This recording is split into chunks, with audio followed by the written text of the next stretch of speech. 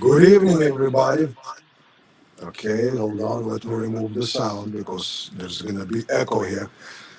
Good evening, everybody. Please, as always, if you can give me a holler back as far as the sound and the video, if everything is good on YouTube's, on Facebook's, on Rumbles.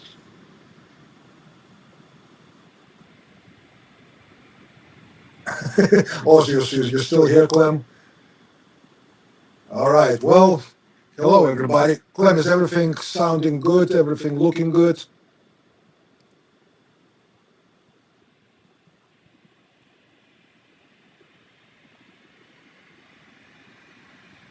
Hey, Richard, how you doing? Man, it's just weird when non-Lithuanian dudes gives me Lithuanian language. You have a little bit of echo going on. Hold on, let me make sure that my volume is off and all my other things completely off. Loud and clear with echoes. That's a little bit of an issue. How bad is the echo? Can you turn it off just for 1 minute? We'll see if it's. I got mine muted. Yeah, so is mine. I'm wondering why we have an echo. So in YouTube video we have echo, huh? Okay, let me do this. Just give me 1 second, everybody. I think I know what it is. How about now? There should be no echo right now. Charles Wilson, how you doing, Chuck? Adam Hall. Lance, how you doing? Josh DeWalt. It gives your voice a booming quality. That's great. So I'm assuming there's still echo with some booming quality, right? Well, anyway, I'm not gonna F around for too long because this guy right here, Mr. Chuck Peoples, has been here for, actually, this is your third day here in Texas. And so, hello, Chuck. Welcome to Ford Honey Badger. You're probably going to need to speak up a little bit because I turned off this microphone. Okay. So this is the microphone that we're using. This is what's Yeah. Well, I turned off the microphone, so everything should be good now. Okay, and you guys see both Chuck. Right now you should be seeing Chuck, and right now you should be seeing me and Chuck. There you go. So we're both here. Perfect. All right. I fixed it. I know, Josh. Welcome, everybody. Sonny Puzikas here from Ford Honey Badger with Chuck Peoples of Homestead Medical. We had a 2-day Homestead Medical class here. Chuck just finished teaching, went into overtime for about 45 minutes plus. We went into overtime yesterday as well. And those of you who are not familiar with Chuck Peoples and Homestead Medical, uh, what is your history, Chuck? How did you start it in medical field? How did you get into this? I've been in EMS for 30 years. Started out, of course, EMT, became a paramedic. I've worked traditional 911 EMS. I've done contractor work. Just a little bit of everything. Worked different places around the world. Role, advanced practice paramedic also overseas. So I've just done a little bit of everything, disaster work, all kinds of stuff, and just kind of have a varied experience in medical care, especially in rural settings or where you have kind of a lack of resources. Cool. This is going to be a hard question. It's kind of like a trick question for you. Why do you teach? Um, I enjoy teaching. I've been an instructor for 25 years, teaching EMS stuff, as you know, being all the different alphabet classes and all that. Yeah. I've taught primarily EMS students, EMTs, paramedic courses, things like that. But I saw a hole a few years ago in this. Everybody's doing the cool guy ninja shit, tactical stuff, which I teach. But what do you do after? And I saw a hole of that prolonged care, that if you have to take care of somebody who has a tourniquet on or you've put chest seals on, now what do you do if you have to sit on that patient for 2 hours, 2 days, 2 weeks, 2 months. Yeah. How do you take care of that? How do you take care of that wound? And I've got experience in that, so I've put together some curriculum and programs for that, and I've got several classes available that can be taught covering that. Okay. So how did I know you told us the story here today during the class, and I knew about it a little bit earlier. Kiri is saying hello to Kiri. everybody. Hello, lady. Good to see you in the virtual world. Well, we don't see you, but you see us. How, if you can tell really quickly, how did it start as far as you actually starting to talk setting? And it's kind of interesting story because for many of you listening to me, there's going to be names and locations dropped that are probably going to be pretty damn familiar to most of you. So well, I blame John Willis. I taught at spoke at the first Self-Reliance Festival. And I had several people after I taught come up, hey, do you teach classes? Do you do this? Do you have a company? All that. So it just kind of got me thinking about doing it. And then I was thinking about the prolonged care portion of it. I went up, and Evan Dixon and John were sitting in his shop, and they were speaking. I made the comment. I said, I think I'm going to start a business and start teaching some medical classes. And John said, no, you won't. You're full of shit. He goes, you're just talking shit. You won't do it. Well, that pissed me off enough that when I went to the hotel that evening, I bought all the URLs. I started the LLC process for the business and everything. And I walked back the next day and basically showed proof to John, that. But I knew he did it on purpose. Very similar. I watched the whole Evan Dixon thing. The same thing John did to him, and of course, I didn't put two and two together. He just fired me up to do it, and John and Amanda, people like you, Tim Cook, Joel Riles, even Bob Lester, things like that have just helped me tremendously. And now even people in the community, Kiri, who's on here, Thunder Hill Farms, everything just helped me, and my business is growing, and I'm appreciative to everybody. And I just enjoy teaching this. I enjoy giving people knowledge of, how to take care of somebody in a limited resource environment, for a longer period of time. It's not just, okay, I've put the tourniquet on, all right, I'm done. How to take care of that person where it could be a long, prolonged event. Cool. Yeah. So John Willis obviously is the usual culprit in those stories, as Chuck was saying with Evan from Radio Made Easy. And in many ways myself, I mean, I've been teaching for many, many years before I met John and Amanda, and James Yeager. Yeah. God rest his soul, introduced us. But that's definitely sounds like John's standard operating procedure, kind of like going, I know you won't do it, you're a failure, which kind of lights up the fire under your ass. And now I feel like I have to prove to him, that it keeps me in check, that somebody who can, so I can show that I am building it, and he's not afraid to tell the truth and tell me. And it's also somebody that I can go with advice, business advice, and everybody in this whole community, that I can ask. And it's been a great experience. And a lot of the people who are on here, just the quick names I've seen, have attended my classes, which I'm very grateful for. Sam Russell. Well, Sam Russell, I've treated him many times. He's more of a patient now. I feel like I'm his resident paramedic. Look, Sam, something that you should be doing. Yeah, Sam, something that you should definitely be doing, Sam. He's gotten better. He even did some of his own content on some hydration stuff. So, but yeah, about time. But yeah, there's just all the great people in this community. It's a pleasure to train with them, and interact with them, and they've been a big supporter of my business. That's cool.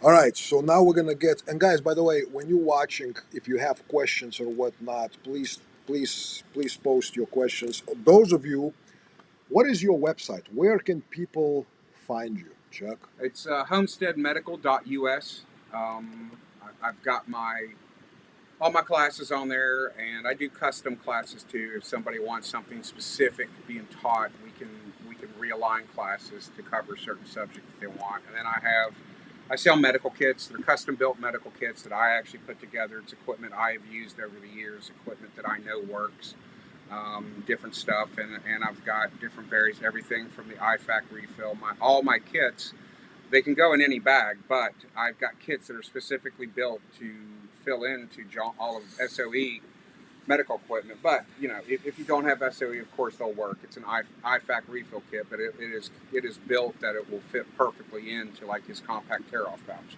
his vehicle med bag, even his backpacks, the M cab. So, But we can also say that if they don't have SOE gear, they're just wrong. Well, they are. Yeah, they're wrong. It's you definitely do not have what the best, and they'll be the last bags you buy.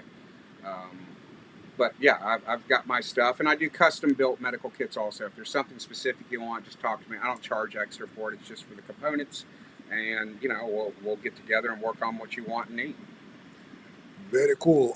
I posted the link in the comments to Chuck's website, homesteadmedical.us.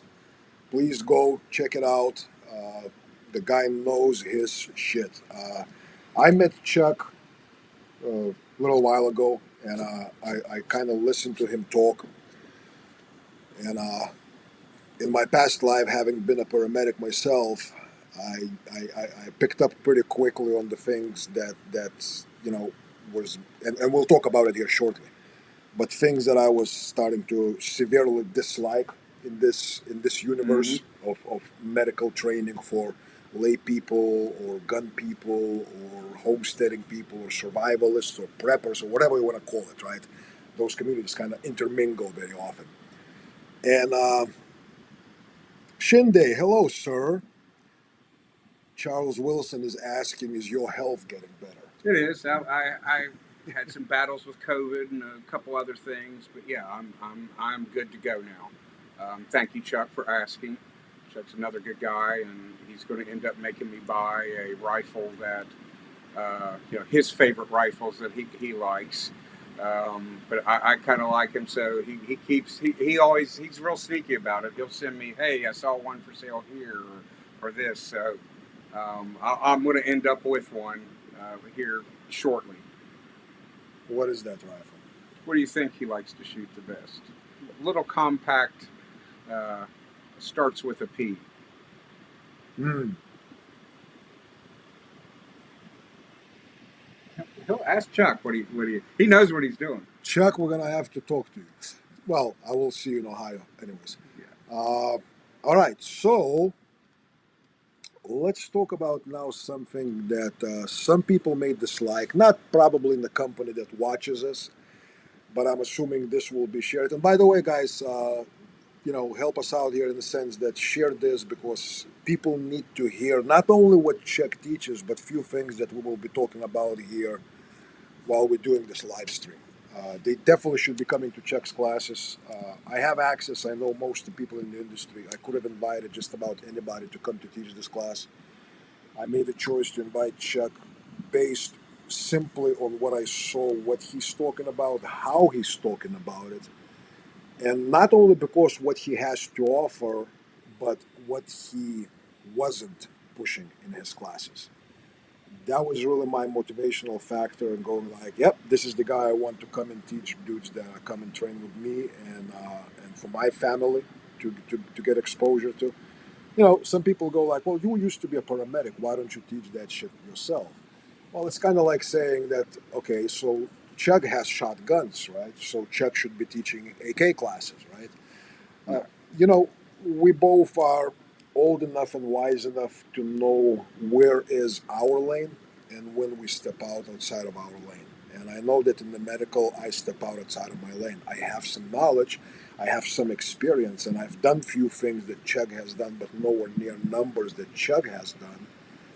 And I never really, per se, sat down and dwelt on how to present this information, nor do I have any reference points of how to teach it the best, where retention of information and flow of it and sequencing makes sense from the perspective of a person who, like Chuck, has been doing it 30 plus years. Tom Hollaby, how are you doing, sir? Is our sound and video still good? Just give me real quick. Tom Holiday, you watching, I'm assuming, from Twitch. So that looks okay. We see people from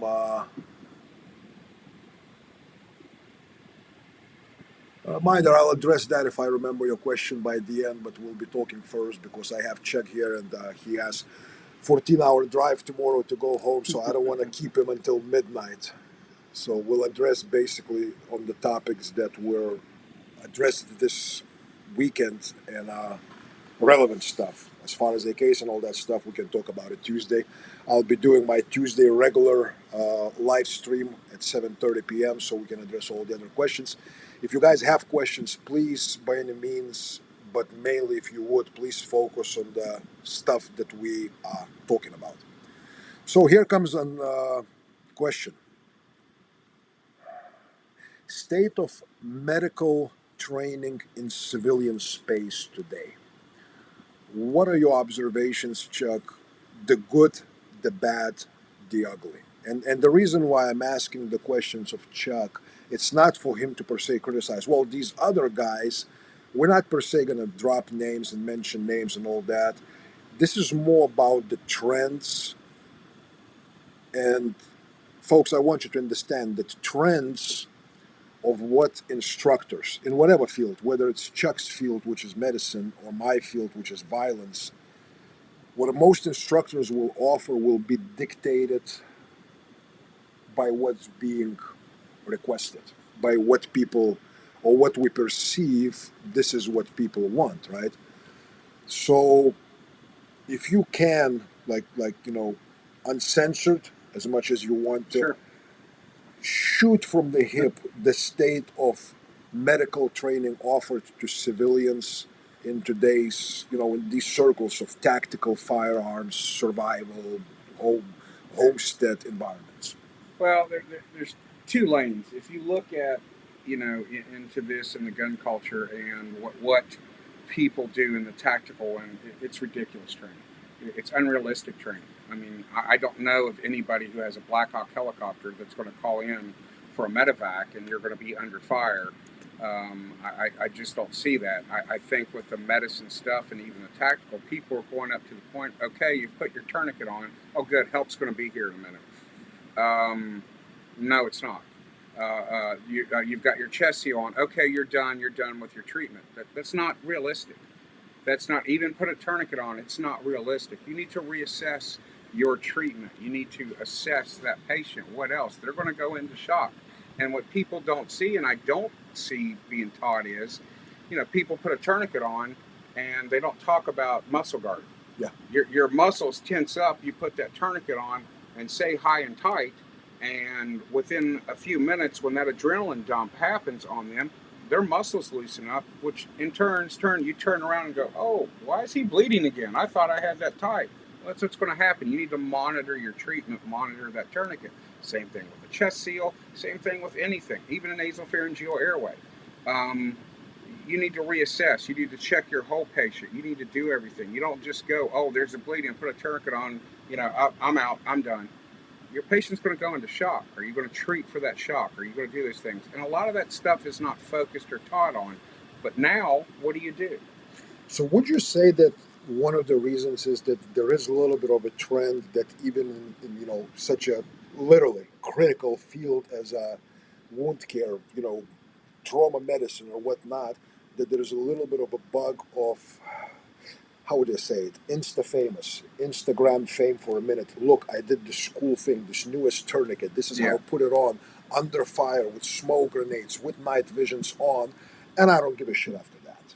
But that moment of glory of doing this, a hot landing zone in the middle of Nashville, freaking, extraction zone, tourniquet application with machine guns firing, that sells. Yeah, it sells and it's fun. I like doing it. I do a class with Lewis and stuff. We do a live tissue class. I don't get into a whole lot about it. You can contact me if you're interested. But we do some of those things, but that's on the third day. The first day we have classroom stuff, and then not only in the medical stuff, but the small unit tactics.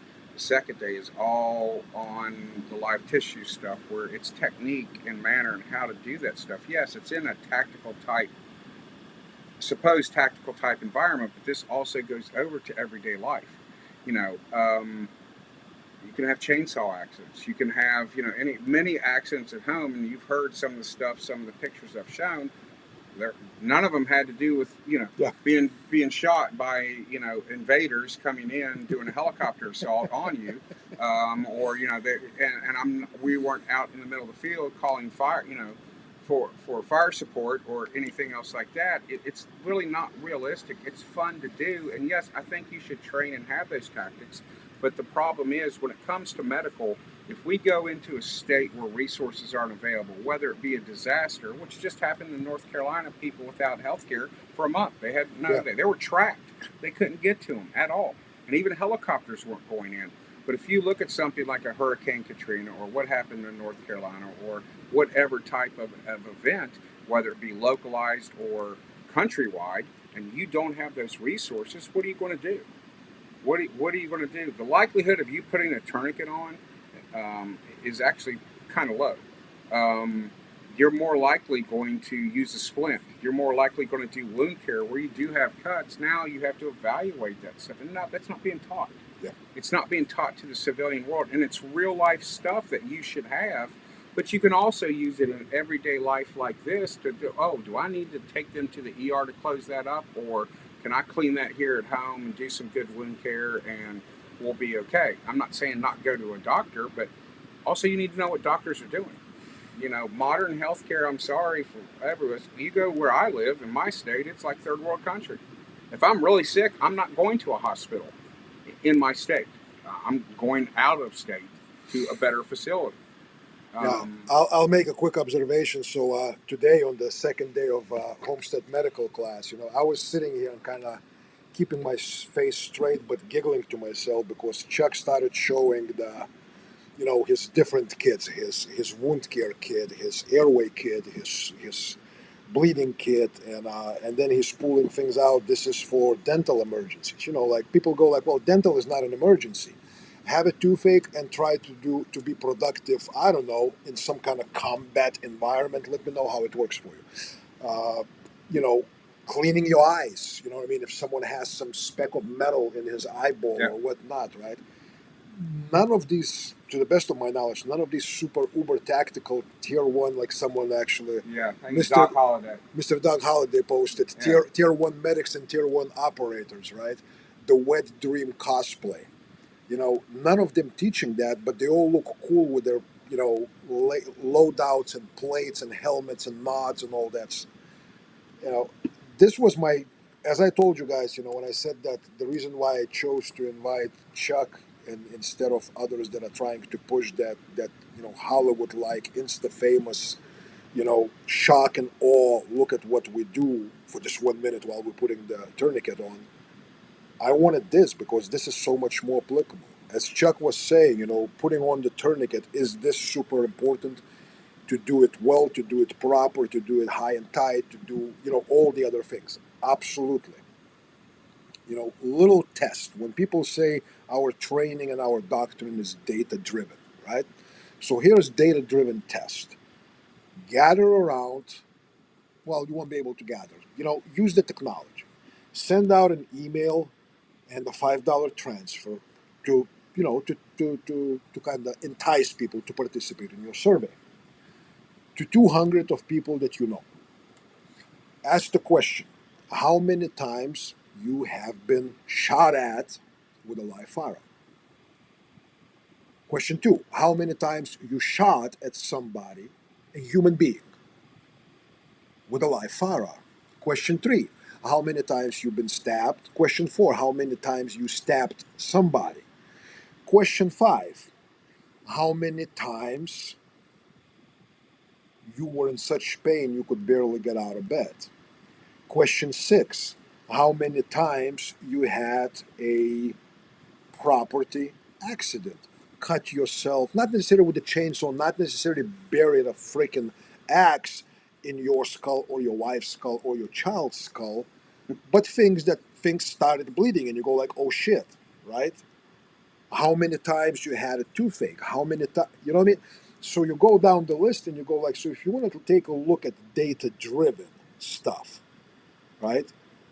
Some people, and let me before I let Chuck talk, let me just say this. Some people will say, well, gravitas of a toothache or a small cut on your forearm is not the same as 338 caliber hole in your thing. Let it go septic and let me know what is the gravitas of that little cut is Yeah. when they're putting you into $8,000 casket. Yeah, that toothache can turn Abscess, infected. Yep, and it can kill you. absolutely. You can die from that toothache if not properly taken care of. And you know what sucks? You're not even going to die quickly, No, and no, it's a it's going horrible to death. it's going to be horrible, Yep, slow, yep. suffering death. I would much rather Get take shot. care of that 338 Lapula, Yeah. injury than somebody who's in true septic shock. Um, because it's a lot of work and they're sick and that's going to kill you. And the thing is, a lot of people overlook that and they overlook those things, and people still to this day are dying every day because they've let a cut go without proper wound care and they're losing digits or whatever. And but you still need to know the tourniquet is still most preventable. Cause of death, meaning somebody's died but it was preventable, is bleeding to death. We've got a lot of people teaching stuff. We've got a lot of people teaching tourniquets. The problem I have in this space is there's a lot of people teaching this who've never put a tourniquet on somebody in real life.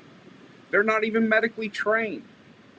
But they've seen the video. They've seen a video or they've been core, and I'm not knocking anybody who has done service. They've been in the military or whatever, law enforcement. They've had a little bit of training, but they've never done it. And I would much rather take. I'm not teaching. Have I shot a lot? Yeah, but I want to learn from somebody. I'm coming to you, a practitioner. I would much rather have classes from a practitioner, somebody who has experience treating patients and knows what's good, what's bad, what works, what doesn't work. There's lots of equipment out there. I know some of that equipment does not work. And the And you equipment I showed us. sell, And you yes, showed us this yes, weekend. yes. You showed us this weekend. And there's failure points, and I'm not going to call anybody out, but I try to steer people which is going to end up in the best result for them, and that they can take care of themselves and their family. The thing about tourniquets are, everything's high and tight, high and tight. Well, there's two different tourniquets. There's a hasty tourniquet. There's a deliberate tourniquet. And guess what? At some point, that tourniquet comes off. Do you know how to do that? It's not just snap it off and let it go. You'll die.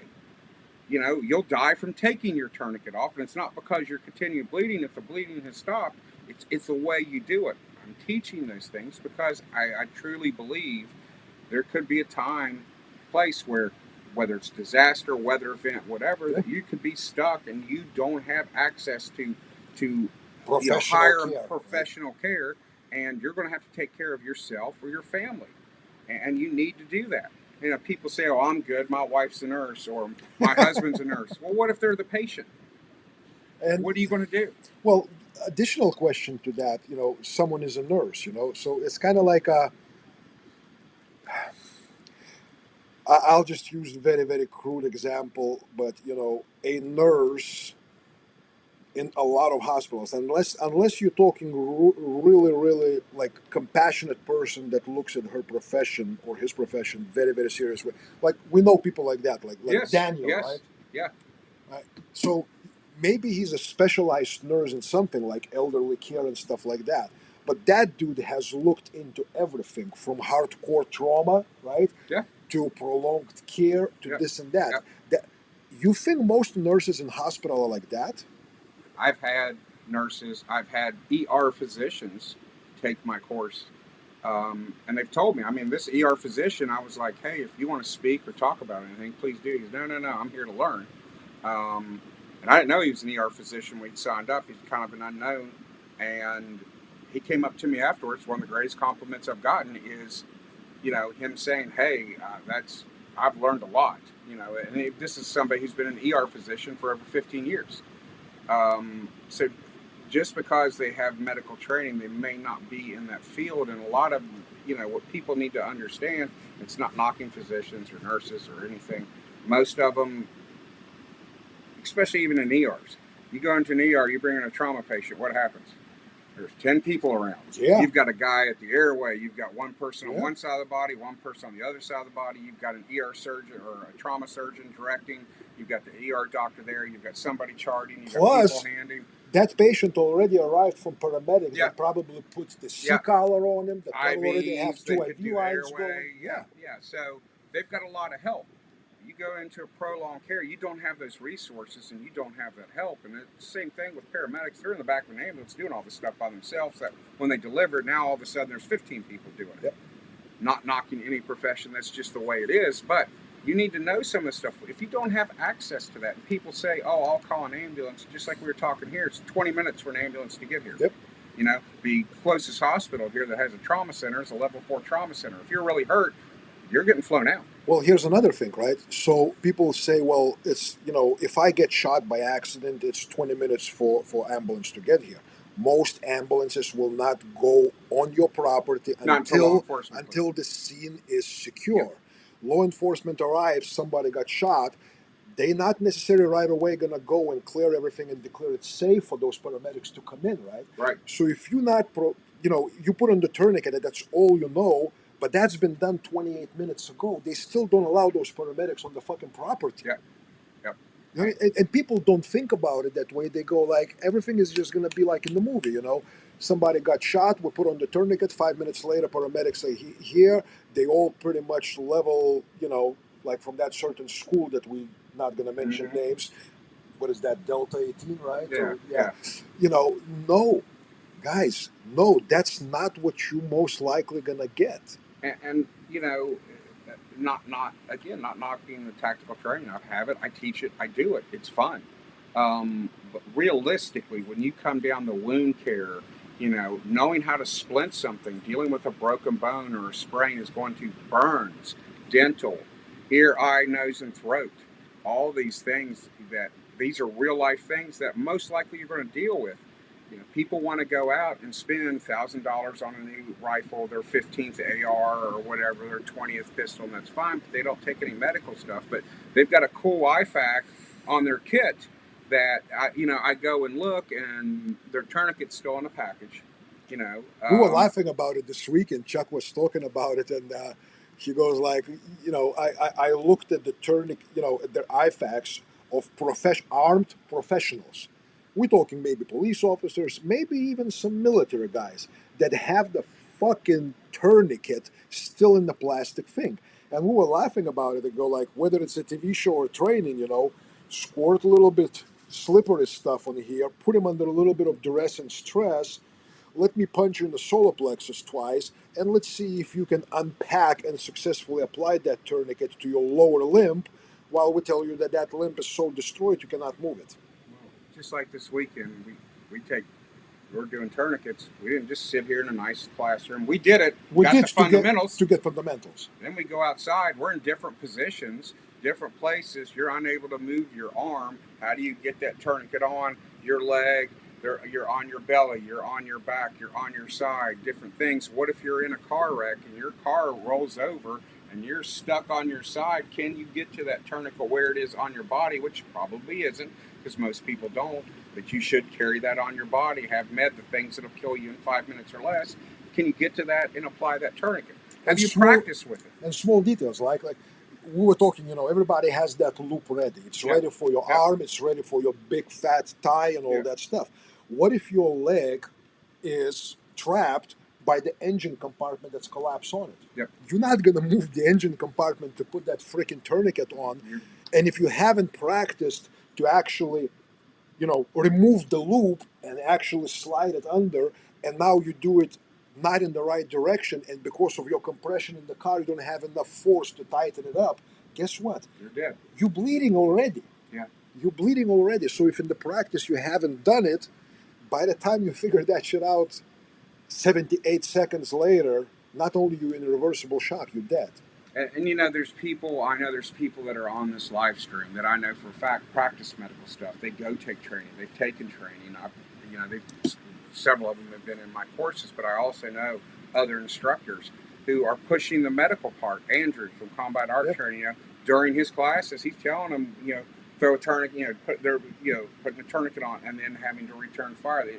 That's more realistic if you're going to be in that type of situation because, and people won't care. They'll carry a firearm every day.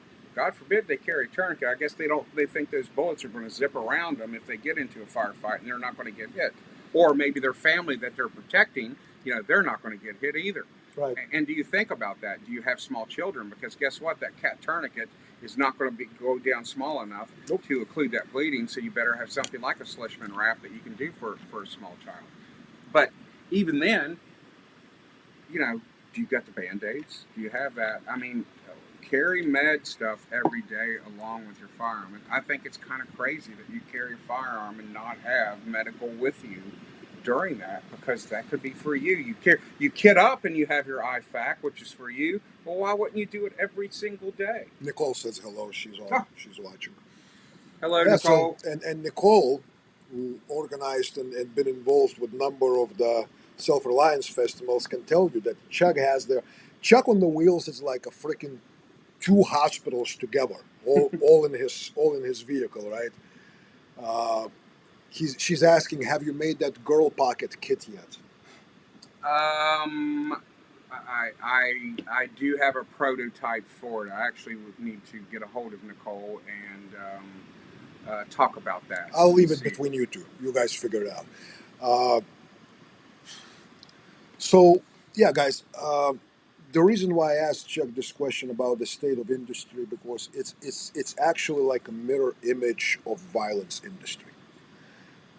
Chuck is talking about, people want to have this kit, this IFAC, this tourniquet, and they have zero ideas prior and after. They have that glory moment of putting shit on, and they can post one bitching ass video on Instagram how they do it with the blue smoke covering them, and it's going to be probably slow motion with very panoramic kind of zooming and depth of focus changing. It's going to be bitching. It's going to have likes, shares, and all that stuff. If you film that same shit 2 minutes later, sexiness disappears, smoke evaporates, and you see a dead person. Yeah. I mean, I don't know. I don't believe on a chainsaw accident I'm going in to pop smoke, for cover and set a perimeter around it and everything before I go in, because somebody has cut themselves with a chainsaw at home or on a farm or anything like that. It's not honest to God realistic. Prepare for it. Yes, I don't have a problem with that. Be ready to take down a threat, but realistic everyday stuff. Our country's not being invaded right now to a certain extent, but we don't have that threat, but you do have the threat of your everyday stuff, falling off of a ladder, just simple home accidents. You get mad, you kick a full-length mirror, next thing you know, your foot's almost cut off. Yeah, and Chuck showed pictures of some of those incidents where people had their foot cut off, or the old lady literally broke off her foot. Got out of bed. Broke off her foot by getting out of bed. Yeah. Like amputation. Yeah. That kind of stuff, right? And that's what real life is. Are you prepared for that and for a long-term thing? Are you prepared to take care of somebody, a family member, where you can't get to conventional medical care for a couple of weeks, 3 weeks? Do you know how to take care of somebody who's actually sick with septic? Hell, even 6 hours. Forget a couple of weeks. 6 hours, most people would not stay alive. No. And that goes to, do you understand what it takes to do that? Do you understand that you're going to be nursing care? You're going to be doing stuff like, looking at pee. How much volume are they putting out? What is their output? Where's the color of it? The color, yeah.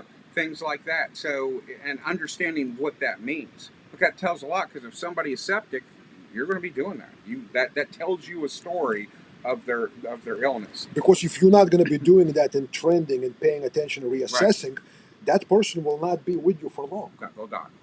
Plain and simple. Do you know how to take a blood pressure? Do you understand how to take a pulse, what it means, what those pulse points mean, what the speed means? What is a regular pulse rate for an adult, for a child, for an infant?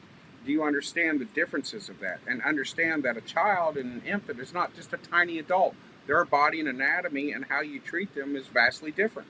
And how they fall sick and how they crash is completely different from the way us adults do. Absolutely. So doing some fundamentals of coming in and getting basics and basic care, because those vital signs that's why they're called vital signs. Vital. They're vitally important to tell a story a lot, not only injuries, but also illness, and learning how to do them and what all of those numbers mean. Yeah, so ladies and gentlemen, this is, as I said, it's been for me. Some people will say, "Well, you've been paramedic for years, and you've been dabbling in tactical community for 20 plus years. None of this is new." I learned new things this weekend. I was actually, for the most part, right here in this classroom, listening and watching Chuck teach, and it was awesome. The guys that were present here were left freaking, their heads are like this, and they understood how they need to prepare, how deep this rabbit hole goes outside of the sexiness of slapping on the tourniquet, or thinking that because you have a couple packs of Celox, you are fucking tactical medic. It goes a lot more, a lot deeper than Well, that. just ask some of the people on here who may have taken a live tissue what the biggest takeaway from that. Yeah, and They hear me say it, and I say it. People who've taken my classes know what I push the most, that you don't have enough of. yeah, Josh DeWalt is here. He's taking your life tissue, right, Josh? He took a class up in Ohio. Daniel's the Klingman's. Yeah. Josh, what is your takeaway from the live tissue? That's the class that Chuck doesn't advertise much, but you would have to contact him, and he would need to approve you for that class. But we're not going to talk about it much. Yeah, you're going to find out that standard IFAC that you buy. Yes, it's the things that'll kill you in 5 minutes or less. But people don't think about things. They've got that sexy, cool IFAC. But the little cheap emergency blankets, the space blankets, you don't have one of those in there. And I've had people look at me, why in the world would I have that? Well, guess what, folks? Those injuries, people go into shock. And guess what? I don't care if it is 90 degrees, even in the temperatures that have been here in the 80s. You're going to get sick. You're going to go into shock. You're going to get cold. You can become hypothermic. And when your body does that, you're not going to heal. And that can send you into shock. You can get to the point of irreversible shock, and you're going to die. Because you already have injury. If you have a stab wound, if you have gunshot wound or whatnot, you're losing so much liquid blood. That's why we're putting on the tourniquet, right? Right. So logically thinking, if you lost that much blood, that's something. It may have something to do not only with oxygen delivery into your body and feeding vital functions and all that. It may have something to do with temperature regulation, right? Temperature regulation, because that is what your skin does. Your skin is your largest organ, but it's also feeding the brain. Yes. Because guess what? Your brain's your computer. It doesn't work, nothing works. It's going to die. It doesn't send the right signals. Yeah. Shit gets fucked. We saw a video this weekend where over in London, a guy got stabbed in the neck. Got an external jugular, and the guy who stabbed him obviously had some sort of training. He was on the ground in less than, it was like 10 11 seconds on the ground from the lack of blood being fed to his brain. He fell hard, and when he fell, you saw the blood 6 feet away from him going out, and that stopped very quickly. The guy was dead within a minute. Now, if somebody had been there with the proper stuff, he maybe could have been preventative. I didn't actually see the wound or what it was. It could have been preventative, but that's how quick it is. Everybody says, oh, I've got 2 minutes if I'm bleeding down, 5 minutes if I'm bleeding down, all that. You got 90 seconds. At best. 90 seconds. Yeah, at best. Because you're going to have enough blood loss within that time that your brain is no longer going to work because it's not being fed oxygen and nutrients, and you're going to go down. So you're dead because you can't put on your own tourniquet because you haven't practiced because it's still in the package. You've got it wrapped up and it's so hard to get out in there. It's got to be accessible, and you're carrying one tourniquet. Why? Carry 2. If you're going to be on your kit and do tactical stuff, you have 2. You should be able to access. You should actually have 4, 1 for each limb. Yep. It's taken that to be able to access and quick. And you want to go out and you're doing it with your mag group or there. Is everybody's kit set up the same? Do you know what your buddy has? Because if you're using your stuff to take care of him, you're doing it wrong. It's an IFAC, individual first aid kit. I go to you to take care of you. The first thing I'm grabbing is the stuff on you because that's what it's for. It's to be used for you. I'm going to grab your IFAC, and it should be set up the same uniform. Everybody should know what everything is, and everybody should have that baseline training anyway. So the tourniquet is on before I get there as a medic. I'm doing more supportive care at that point because the emergent care should have been done. Yes. So would you say that to some extent, and I will say for now, just I'm going to use the term adult, but every adult should be to a certain level not a paramedic, but able to provide immediate emergent care in the first minute post incident. Absolutely, absolutely, and it doesn't mean a gunshot wound or anything like that. Look, a car wreck. I've seen car wrecks where they have open chest wounds, a sucking chest wound that you're going to use a chest seal. Tourniquets, obviously. You know, any type of bleeding, you should be able to do that confidently, and you should have it. Schools now are putting bleeding kits in there. You'll see them; they're hanging on the wall, just like AEDs. But there's a lot of places that aren't. And But most why? people don't know how to use it. Yeah, yeah, but they put this stuff up and they don't have it. It's great. Buy the equipment. That's great. But for God's sakes, take the time to take the training and get the training so you know how to use that stuff. Just because your family member's a nurse, a doctor, surgeon, whatever, what if they're the patient? What do you do? Are you going to ask them, hey, what do I do now? Where do you keep that stuff? Where do I go? They'll be dead by then if it's something emergent. I'm going to read you a funny comment. Midwest Preparedness Project says Chuck Peoples and Sonny Puzikas hanging out like Donald Trump and Elon doing Dodge. This is awesome.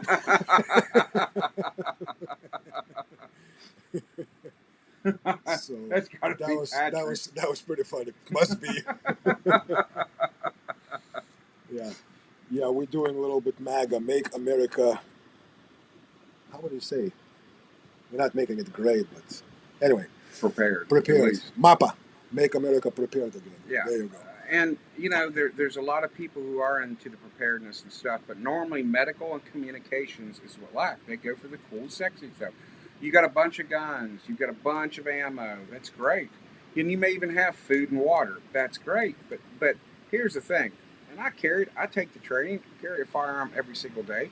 The thing about it is the likelihood of you using that firearm to defend yourself is very low. I promise you, 100%. I'll make the bet with anybody in your lifetime, in a time, probably within 10 years from right now, you are going to use medical of some sort or manner on somebody or on yourself. So I'm gonna chime in here, and I'm gonna kind of make it a little bit. Instead of getting it more specialized in one area, I'm gonna make it a little bit heavier on you all. And I haven't asked, me and Chuck have not, we did not prepare this or whatnot. So I literally just finished Chuck, packing up Chuck stuff. still has his boxes here in my classroom, hasn't even been packed into his truck. So, uh, I had a discussion recently, and it kind of pissed off some people about general athleticism versus specialized athleticism. And then I kind of, you know, twisted it and I said it's kind of like general intelligence versus specific intelligence. So in my field, what I teach, people will have specific violence intelligence. Some people can shoot. Uh, some people even have cauliflower ears and they can roll on the ground. There are some people, very few, that can actually somewhat punch. I have to look very, very hard to find people that can kick. It's really hard to find people that can move well, right? In guns industry, I see some people, significant percentage actually, that can somewhat shoot. I see some people, less, that have some weapon handling skills. They maybe can do some, ambidextrous Right. weapon handling, malfunction clearings, even some transitions from rifle to pistol. Forget about transition from pistol to knife. That's like one in a million. Uh, but then I start looking and I go like, how many of these people can use their fists, elbows, knees, feet, headbutts, shoulders? And all of a sudden the field becomes very narrow, right? And then I go like, how many of these people can actually, conflict starts, it's not yet physical. What the fuck you're looking at, right? Yeah. How many of them have skills to de-escalate? De-escalate, right. And to me that's general. Why is this general intelligence? Because we talk to each other every day. Yeah. To other people, to wives, to kids, to strangers, to clerks in the store, in the banks, tellers, doctors, cops, right? This is general intelligence. This is Yeah. how we live Yeah. within the society. And people are fucking socially illiterate. But they'll spend thousands of dollars, shit ton of hours Yeah. to buy the latest, greatest staccato with this and that. And I'm not making fun of you rich folks that can afford staccatos. Good for you. God bless you for that. But you know what I'm saying. They would rather spend their last resources, whatever they made, on shiny gear, on sexy skill set that's very narrow, and possibility of you having to use that is less than 0.01%. Yeah. Versus learn to talk. Somebody called me a faggot, and you go like, "What did you say? Yeah. What did you just do? You just made sure that this will escalate further," and then this guy pulls out the knife. And guess what? You don't have any skills to work against the knife. You haven't even seen what the knife, and we'll address that, what the knife can do to the flesh, Yeah. really, right? And your only tool is your pistol in your holster. And guess what? You're only good at shooting it. You're not good at moving, deploying in compressed situation while someone is already coming at you with the blade. Guess how that ends up? Yeah. But they want that specialized skill. I want to shoot that pistol at 150 yards and ping the steel and all that. But I have shit for brains to talk people to going like, "Sir, I'm sorry I looked at you that way. I was actually looking past you into that beautiful lady. Sorry if I disturbed you. Sorry if I disturbed you." Yeah. He goes like, "Fuck you, faggot." And I go like, "How did you know my orientation, sir?" Yeah. Yeah. Yeah. You know what I Take mean? them off guard. Take them off guard. Give yourself a minute. Let their brain spin instead of boiling in that anger towards you, whether it's justified or not. People don't have those skills, but they're gonna go for the sexiness of shooting this or that. And the same in the field of medical. People want those sexy skills that people will go, "Ooh, this is so cool," instead of basic shit that you need every day. And I'm not saying you should not learn sexy skills, but that should not be your 99% focus. It's even on some of the classes. People want to jump up to the cool, advanced stuff when you don't have your fundamentals, and you're going to fail in those advanced classes because you can't do the basic stuff. And people don't realize that. And everybody practices. They're going to sit at home at night in front of a mirror and they're going to practice their draw, make sure they're getting all the steps, everything. They're going to do their dry fire over and over. Do you take 5 minutes to practice getting your tourniquet out and putting it on, deploy, getting your chest seals out? Can you do that? You're going to be at home sitting in your boxers, with your gun belt on, practicing all that stuff. Have you reached back and actually where is your tourniquet? Where is that IFAC, and do you have it, and can you get it regardless of any position that you're in? Is it staged that right hand or left hand you can reach, and it's going to come out staged properly? If it's on your right side and your right arm now is useless, can your left arm get over to get it? And people go, yeah, but okay, so you can and you heard me ask this to somebody today, with your plate carrier on, all your stuff, all your tack stuff, you can reach over down on your strong side towards the back and get that, and no, I can't. So you die. How are you going to get that vital piece of equipment when you need it? But it's also knowing those fundamentals of taking care of stuff. What are you going to do? Okay, great. You saved somebody. You put a tourniquet on. It's these classes that, again, you put the tourniquet on, great, helps here in 60 seconds. That's so unrealistic, it's not even funny. What do you do, even if you have to take care of them for 20 minutes? And if there is a shooting at your house, as you said, I've sat many times in an ambulance when I worked one, waiting for law enforcement to clear a scene to go in, and they're going to be dead by the time I get there, because they're not focusing on that person who's hurt. They're making sure there's no threat. They're doing their job. That's fine. I go in to do mine, and that's realistic. That's what's going to happen. You have had that experience as paramedic. Yes. I had that experience as paramedic, but I also had an experience in the incident that I was involved with, where a person, as you know, got hurt during my training, and I was the one who did the wrong thing, right? And paramedics did not get onto the shooting range 42 minutes. Yeah. Thankfully, in the class, I had people with skills and gear and all that stuff, and the gentleman who got injured, severely injured, he had everything done. He had the blanket, he had the IVs, he had fixed blood, he had tourniquet, the whole 9 yards. Yeah. I mean, so to me, I've seen that example from the inside of where it's Right. happening, as well as a paramedic coming on the outside. And people think, well, this is very unlikely until it's reality. And EMS in general, everybody talks about the healthcare shortage. You go into hospitals, yeah, they don't have the nurses, they don't have the staff. It's worse than EMS. Yes. It truly is. Yes. So your response times are getting longer, and you may not get a paramedic now. Nope, you're You probably may going to just get an EMT. EMT, and there is a significant difference in the training. So you need to recognize things like that, but it can also help you. This is stuff that you can use on your dog, especially for, if you spend 20 grand, or actually 40, 50 grand on a protection dog, you're going to want to take care of it. But it is your pet. It's like a family regardless. You can use this training on them. You may have livestock on your homestead where your milk cow has something wrong. Now you can go out and fix it, fix a wound, a goat, whatever it is. And I've had students send me pictures where they've stapled their cow back together. Otherwise, like you said, it would be a $1,200 visit from the you've got a large vet coming, to take care of it. So it's doing these things and learning basic fundamentals of stuff, of real world stuff that's going to happen to you that you're going to actually use. Why would you not invest in that? I'll give you a good example. You know what this compares to me? Guys, think about it like this, right? So you have a Toyota Corolla, you have a Nissan Maxima as your personal vehicles, right?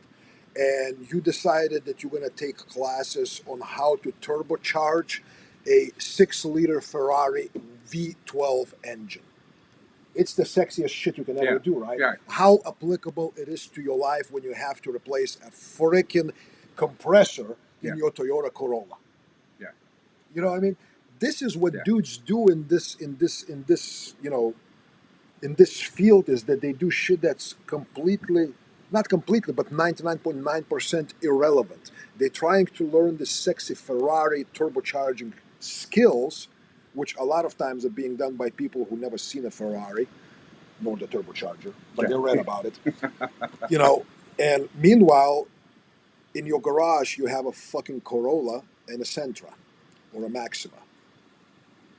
And it's really sad. It's like willful self-delusion. Yeah, it's people want to do this, and I get it. Again, it's fun doing the tactical stuff, but it's honest. Think about it. Even some of the training and stuff. I teach a class where we're doing live fire and care, and you're doing the turn, but it's a little different.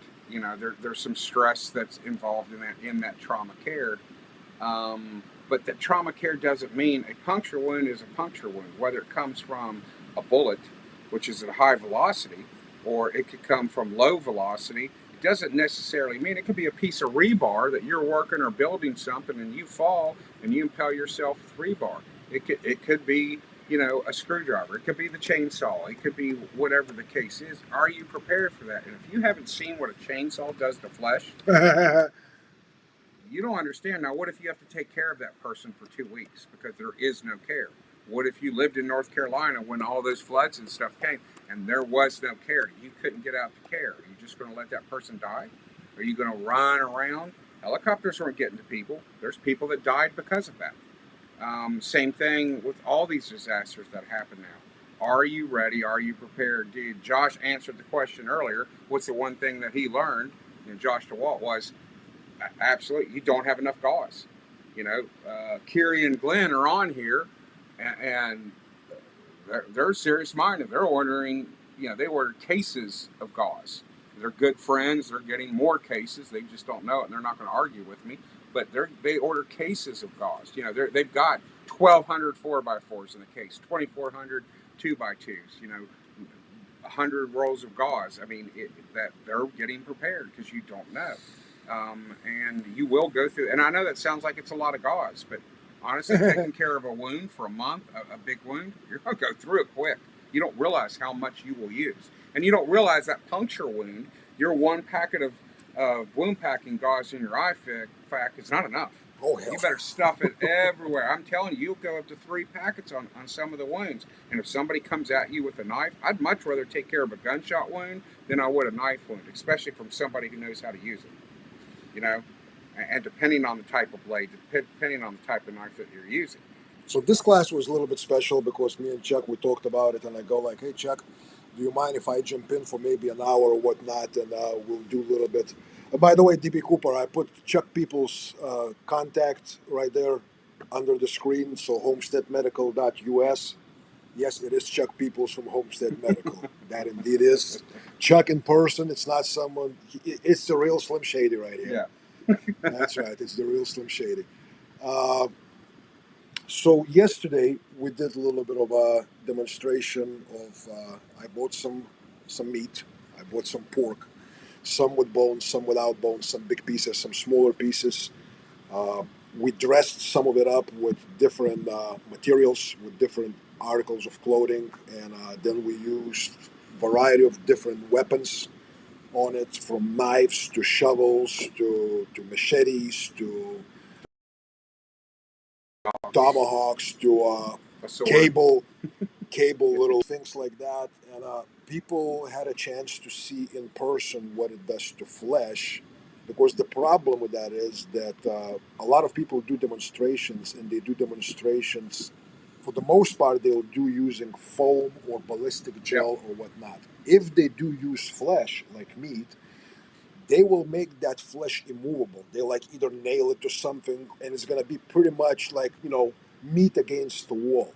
Human body in the fight is not like that. Humans, they move their things out of the way. Their body collapses, self-protecting and guarding.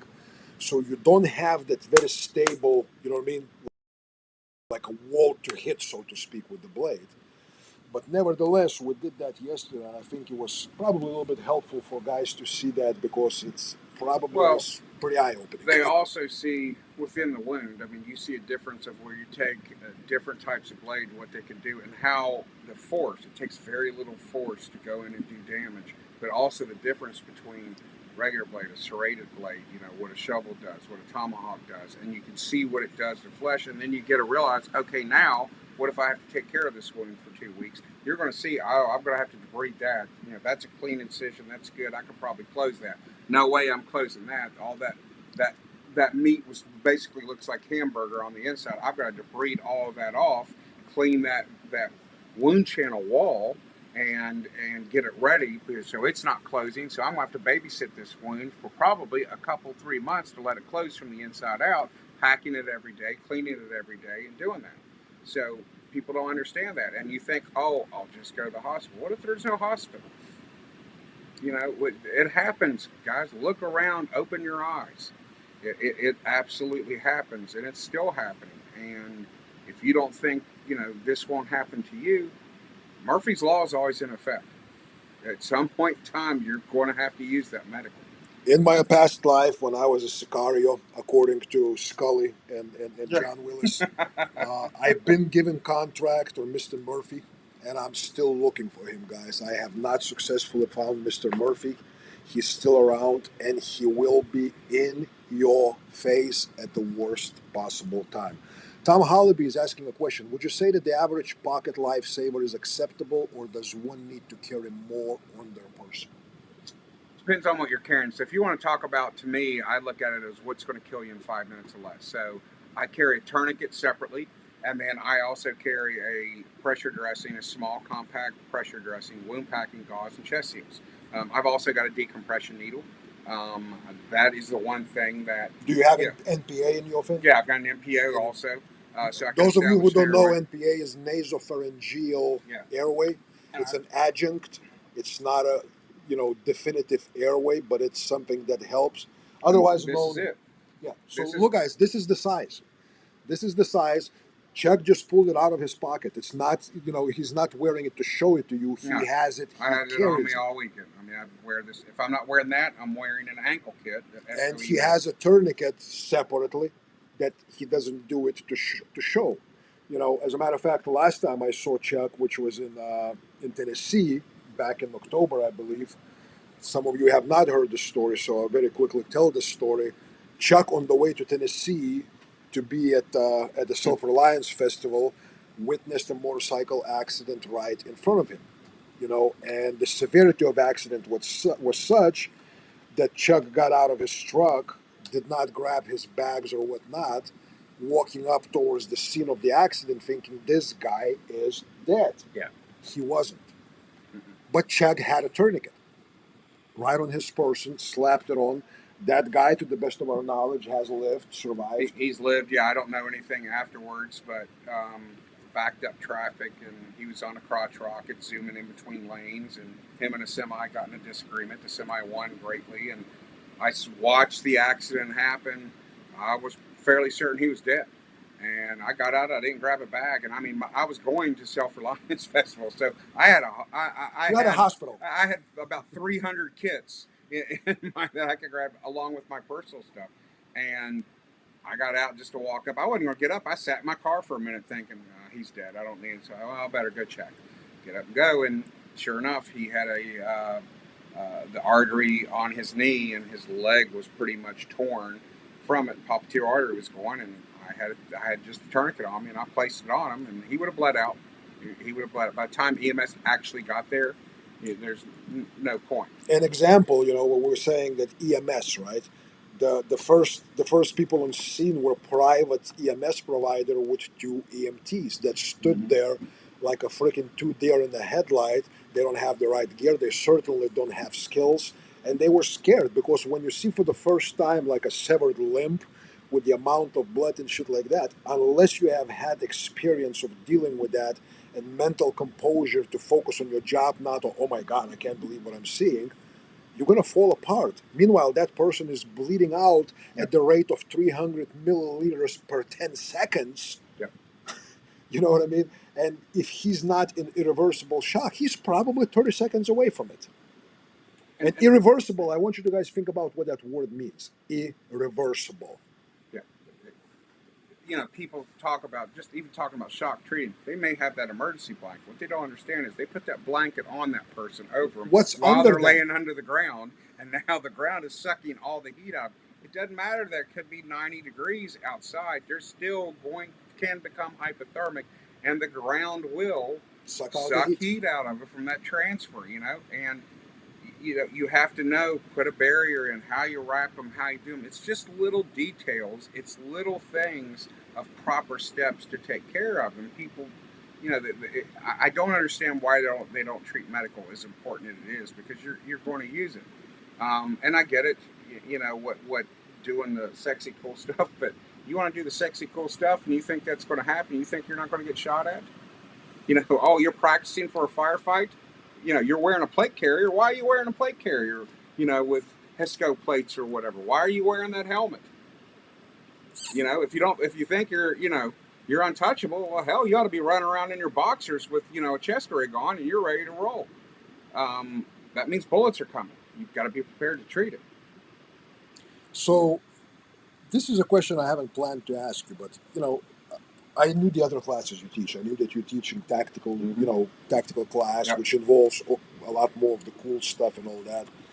But I chose to do the Homestead Medical specifically for reasons that we have already discussed. Those of you who guys haven't heard this, you should dedicate your time to listen to this from the beginning, because it's not that Chuck is providing information, but he's giving you the mindset, the understanding of how and why you should look at medical training in the way that we are discussing here.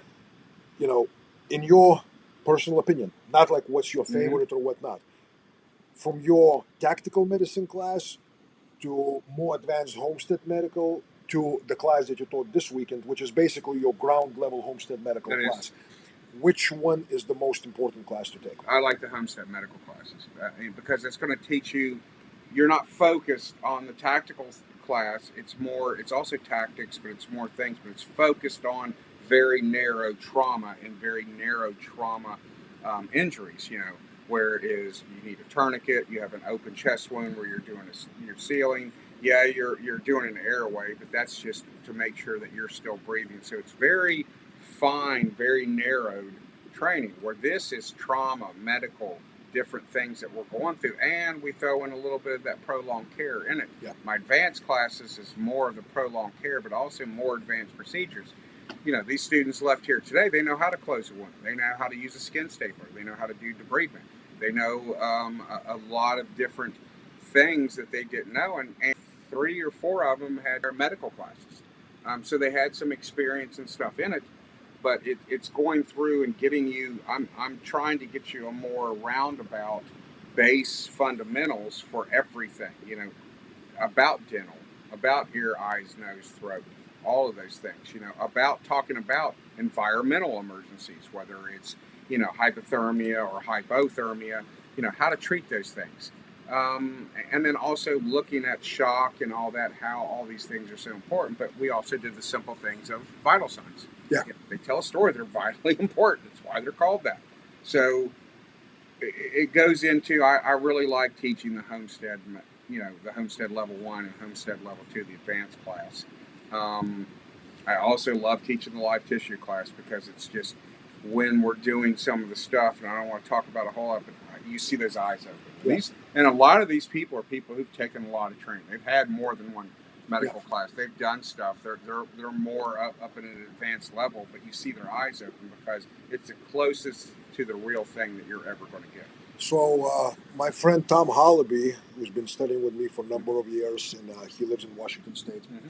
He's asking you, let me know if you're ever in Washington. Let me know. I'd love to host you, Tom. I'll message you. I'll let you know how it works with Chuck, because Chuck lives in West Virginia, and with the amount of gear he needs to drive, he cannot fly with the amount of gear.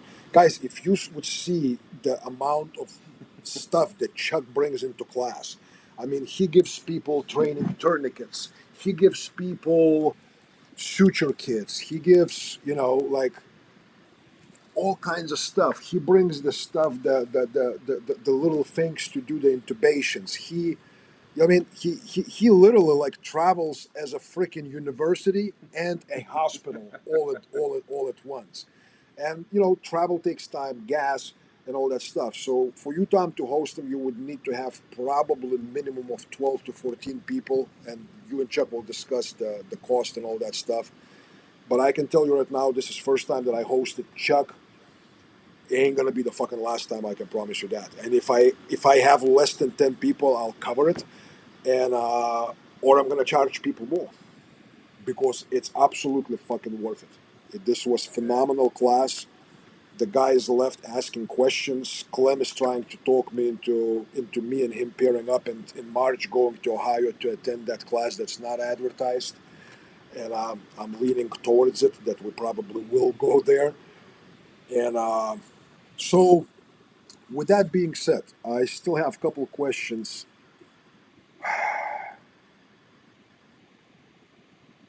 What's the essential gear for people to have? And if you can break it down in levels, right? Sure. You're casual, you're going to a grocery store, you're taking kids to school, you're going to dinner with family to meet your friends. What's the minimum people should have? And what would be, I will call this level minimum plus?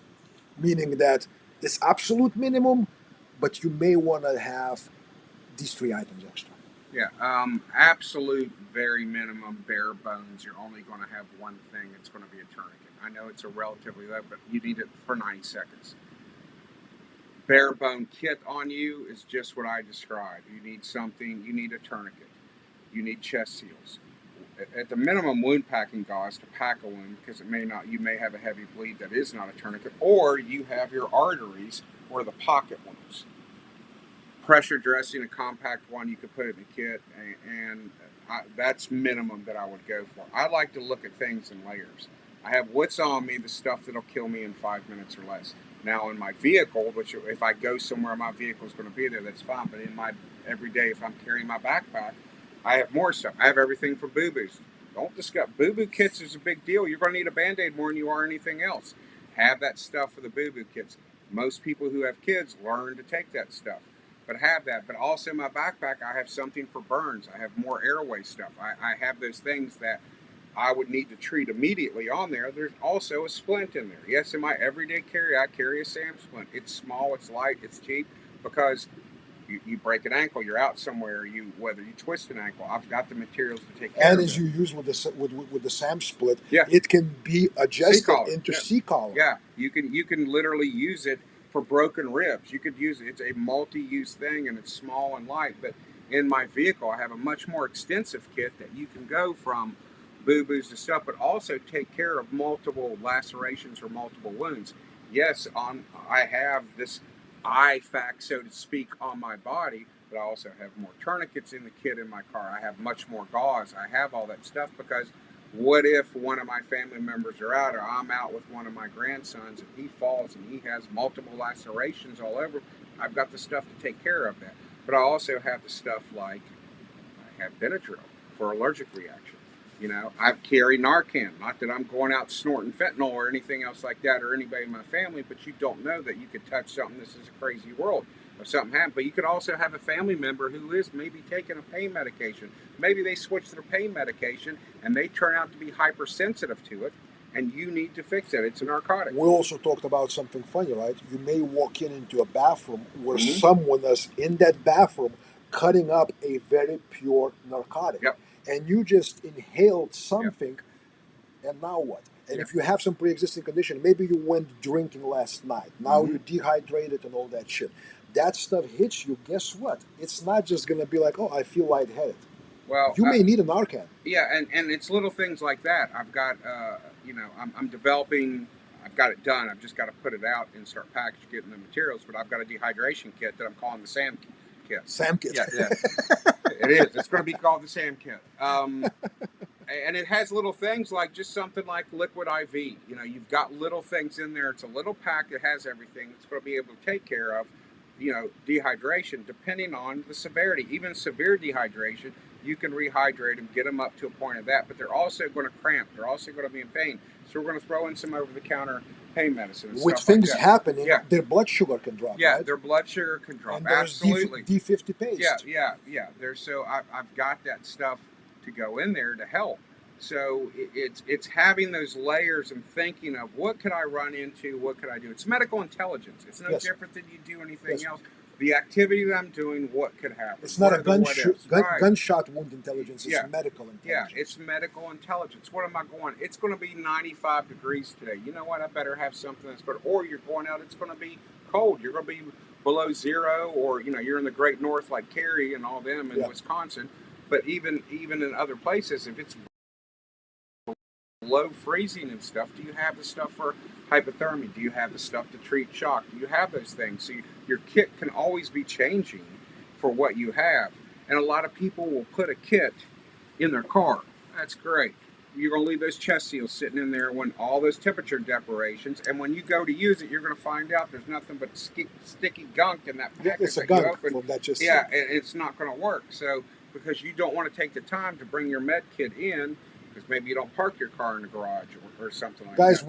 with your truck gun, because it has some maybe Yeah. plastic parts, leave it there for 6 months. See how that pistol grips that made of some kind of a composite plastic, how it becomes gunk because of changes of temperatures and all. So with your medical kits, if you have your truck thing, I get it. Certain things will not deteriorate, like your gauze or whatnot, because of that.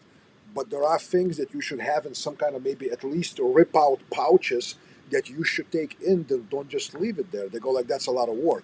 No, let's call it what it is. You are fucking lazy. Yeah.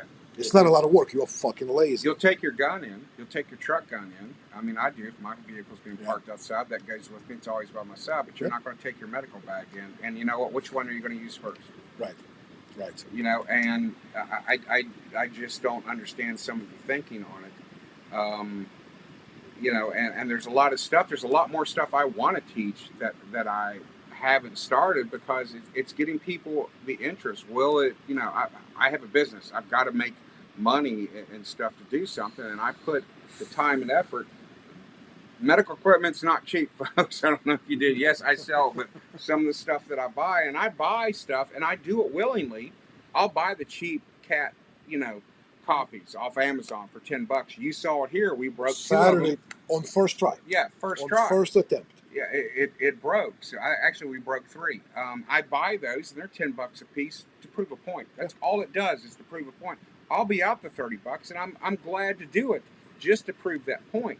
But there's other more advanced classes I would love to teach that I could put together. But So the question here, Adam Hall is asking, Uh-huh. Chuck, what would you like to teach that currently you don't, for whatever reasons, logistics, cost, lack of students?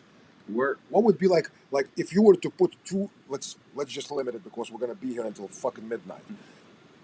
Two classes that you would like to put and you would love to teach. Not just you love to teach as instructor but you think it's essential for people to get that knowledge. Really, I think the current one I teach, the level 1 homestead medical, I think that's just that's kind of like a baseline fundamental. You should take that.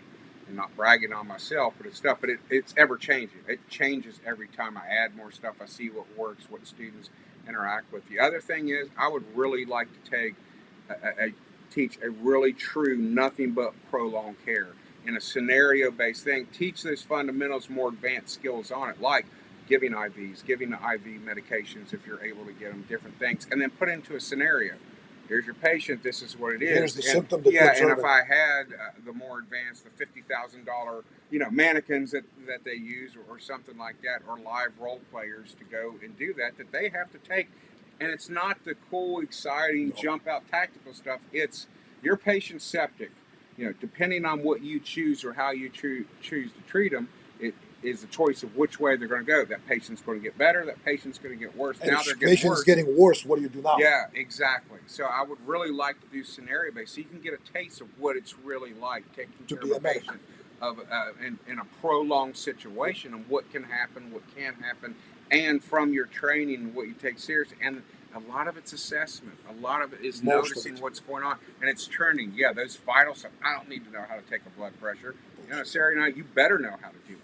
How often do you take it? To pay, is also dependent on how sick is that patient. Understanding how to use a stethoscope.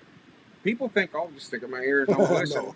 No. It's understanding, temperatures, different ways to take a temperature, and I want to monitor their temperature all the time. Trending of temperatures. Yeah, trending of blood pressures. Whether it means what happens when those two numbers, that top number and bottom number, if they get real wide or they get real narrow, what's going on? Where should they be? Understanding, those ranges. I would love to do something like more of I would take that class in a minute. Kind of an intensive care type class. I would love to do that. Because what Chuck is describing, guys, this is something that, he would put 2 or 3 day class or something like that. What he's describing is something that in the paramedic school you are learning over the period of 6 fucking months. And I can tell you from this class today, which is his basic homestead medical class, he has compressed into 2 days. And I hate to use layman, when people say this is in layman terms, as if layman is someone lower than the professional. No, this is in digestible terms without needless throwing around, the academia freaking lingo. He could have done, I want you to check distal and proximal. I want you to do, interior, posterior. Me and him would understand that because we were in the field, right? But a lot of these guys, you overloading their brain instead of their brains having the sponge for what's important, what's essential, versus look how cool these dudes can talk. Yeah. They can throw away the fucking academia lingo. I'm not trying to impress anybody with my big medical terminology. What I want is, my goal is that you come into the class, and when you leave, it's opened your eyes. You've learned valuable skills that's going to help you or your family, and I hope it inspires you to go further with that training. It's just like taking that first gun class or rifle class. You're like, oh shit, I need to learn more, or I need to realize more, and it gets you in there. But then you realize, oh, I'm not prepared for this. Yeah. I'm not ready for this. And now I open my, I see how important this is. This really could happen. This is likely could happen for my kids, for my parents. I may have to take care of mom or dad when they get elderly. They've got other illnesses. Dad's on dialysis. What do I do? How do I do? What happens if something goes down? So it's knowing how to do these things and being proficient. I want my students to walk out and they can do things like no other. Adam is already putting the name for this class. Is he? Yeah, he said that it should be called Homestead Medical Immersion Class. That's a good idea, Adam. I'm stealing that. Thank you. HMIC class. Yeah. And that's nice. Really what it is. I want to try to immerse people into the medical. This isn't Evan Dixon says hello. Hello, Evan. Evan, how's it going? just talking about we you. did speak about you, Evan, a little bit. We gave a plug to your radio knowledge and all that, and Yes. Yeah, I want people to leave with the knowledge that, that they can, if they walked out this door and 10 minutes from now, they come up on a car wreck or one of their family members gets hurt or whatever, that they can confidently walk in and take and provide emergent care until help actually does get there and they have the stuff. Um, Clem, I saw Clem. He's going, "What about this? What about this?" And I'm honest with people. Throw that away. Throw that away. That's yep. junk. And he bought and replaced stuff. And that's not why I'm trying to get it. You didn't buy from me. You heard me. I was giving them alternatives Yep. of places to go buy things. If you don't want to buy from me. And I made a comment. I go like, "Would you rather spend money on Jeff Bezos or Chuck Peoples?" And the response was pretty much fucking unanimous. Not along party lines. It was straight up. Straight But up. it's going through this stuff. I want you to walk out, and I really want you to think that I know. I go back to the vital signs because people don't think they're important, and they don't realize how important. Anybody that has any medical knowledge knows that. But they can confidently go take a blood pressure now. They can confidently take pulse. They can use a stethoscope not only while taking a blood pressure, but they can listen to lung sounds. They also know where they can listen to pulses, and they also figured out how to take a blood pressure without a stethoscope. How to take a blood pressure without a blood pressure cuff. They've learned few little tricks, what it means, and some anatomy and some physiology to go with it, so they have a greater understanding of what they're doing while they're doing it and what the expected outcome should be from your treatment. I'm going to talk about something really quick. I see the lady. I always going to murder her name. Turtley? Yeah. She wants to take Chuck's class. Good. You absolutely. Guys, this is not because me and Chuck are friends or whatnot. I have a lot of friends that I haven't invited or I don't even consider, and I love them, and I even like what they teach or what they do. But it's not like my priority to look at what they do and go like, this needs to be, not because it's my property and just convenience for my family and myself to learn from Chuck here, but I think this is like vital science. This is vital information, and it's presented in the way that I would like my children to learn. It's not some fucking academic spewing his hot shit talking about Ferraris versus Toyota Corollas, which we all kind of live in Corolla world, but when I pretend like we live in Ferrari world, and I saw, what I heard about what you would like to teach, like a long-term care class, and think that we're not going to discuss it in public yet. What we discussed about the residency idea, but I think that would fit in right into that. Yeah, absolutely. I think that would fit in. Guys, keep an eyes open because we discussed some things that I'm actually like truly excited about. And I think if everything works out here, and we'll know probably within the next 3, maybe even less, but maybe 4 weeks, we'll see. You'll hear about it. But if that thing that we discussed today, if that works out, there's something going to be coming your way that do not take vacation time to go to Caribbean. Yeah. It's going to be Midwest, your destination, but you're probably looking 2 to 3 weeks of straight up training like you've never seen before, and you will not find anywhere else. There's nothing like it. nothing like close. It. Even if you go to Fort Bragg, you will not find it. I can guarantee you that. And the training that I do, I drove here 14 hours from West Virginia because, yes, Sonny asked me, I'm coming regardless. But I also want the people to be able to have and take this training that want this knowledge. Your friend in Washington State, yeah, if it works out right, I'll go to Washington State.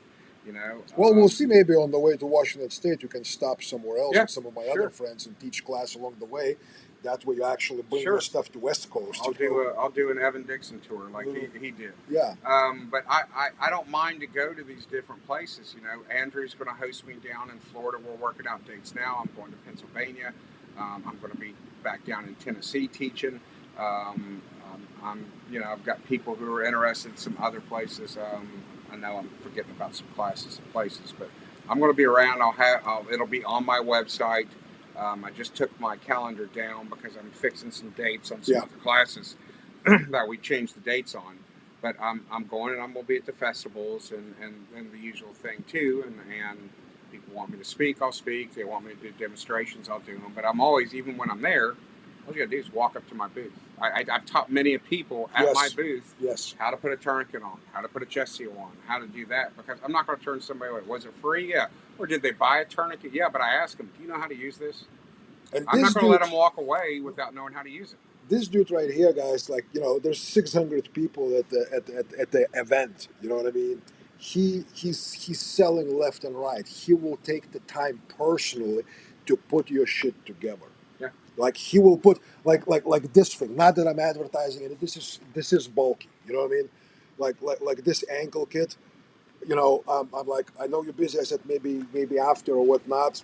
An hour later, he walks up to me. He packed it. He put stuff in, prepared it for me. The right sizes and everything, and it was ready. And you go like, well, yeah, you are Sonny. No, I've seen him do it to not Sonny. I've seen him do it to people that he probably met him 5 minutes ago when they bought their first fucking tourniquet. You know what I mean? And this is, so with people like Chuck, with people like other people in our relatively small circle, Evan Dixon, Radio Made Easy. I'm talking about him all the time, and I haven't even taken Evan's class yet, which I will fix. I will.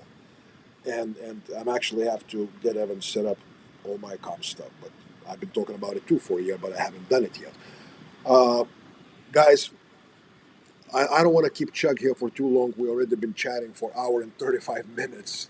Chuck still needs to load up and go and get some sleep and then drive tomorrow for 14 hours to get back to West Virginia.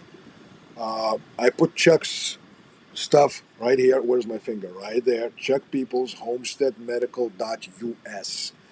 Take a look at his stuff. Contact Chuck. He is reachable. He's pretty damn down to earth. Incredible teacher, incredible instructor, incredible material. I cannot recommend highly enough. Without reservations, he has, not that he needs my blessings, but all of it. You know what I mean? The Homestead Medical class is absolutely essential. When people ask for my training, which class should I take first? I go like, you need to take escapology. You need to take conflict management. These are essentials. They go like, what about your force on force classes? Yes, it's good. What about your AK knowledge AK classes? Yes, it's good. So what should I take? Escapology. And they go like, but that's like cheaper class. Don't you want to, don't you want to make 1,300 versus 700? And I go like, if you take that 7, you will come to 13 because you'll understand how much there is to it. You know what I mean? But even if you don't, that's the stuff that you can actually use. The other stuff you're gonna have to work much harder to dig deeper and practice and repeat and experiment and all that stuff. So Homestead Medical level 1 class, if you want to call it, I cannot recommend it high enough, and I don't give a shit if you've been to war or not. I don't give a shit. You will learn stuff. I've been to wars, and I learned stuff today and yesterday. You know what I mean? It's just that, guys. Do it. Reach out in this community. People like, we constantly plug John and SOE gear, right? I mean, it looks like, if you look at my stuff, And it looks like SOE threw up in here. if I showed you this room, guys, and then there's about 7 or 8 bags of mine with SOE stuff, about double the amount of Chuck's, and every backpack that Chuck has, you open and it has every single tearaway pack and flat pouches and all that stuff. It's all SOE. This is like a freaking museum of SOE stuff this weekend. Why do we recommend it? Because we like John. We like John, but it's not why we recommend his gear. Why? Because that shit is unbreakable. Yeah. It's highest quality imaginable, and it makes sense how it's made. Is it sexiest? No. I had, and I tell this, I've literally got a closet full of old medical bags and stuff. I mean, literally, when I say full, it's stacked up. I've probably got 7 or 8 medical backpacks alone. I bought John's because it's the best. It's not going to fall apart. My other ones fall apart. Something. And some of them from big names. Yeah, really very big names. And some of them, I have one that's sitting in a South American country in a stream somewhere in a jungle that fell from big name. Yeah. But the stuff that I have, I carry it every day. I believe in it. I believe in John. John is the reason I have my business.